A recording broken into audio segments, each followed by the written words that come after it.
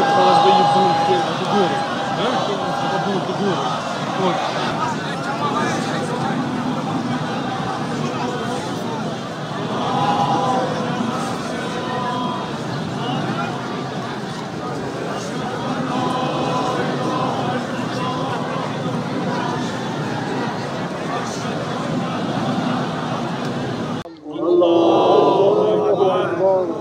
اللهم إن هذا المسجى قدامنا عبدك وابن عبدك وابن عمتك نزل بك وانت خير منزول بك.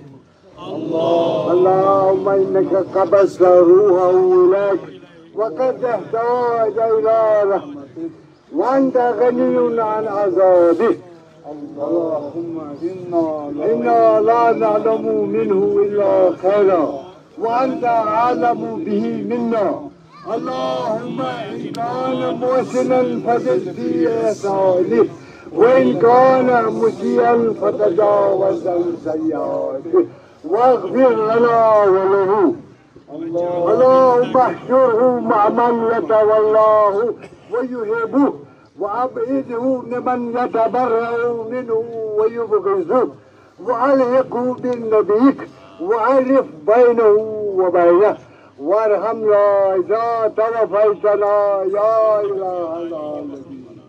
اللهم اجعله عندك في أعلى عليين واخلف على عهده في الغابرين وارحمه أرحم الراحمين. اللهم عفوك عفوك عفوك.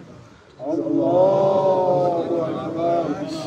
ربنا آتنا في الدنيا حسنة وفي الآخرة حسنة وقنا عذاب النار.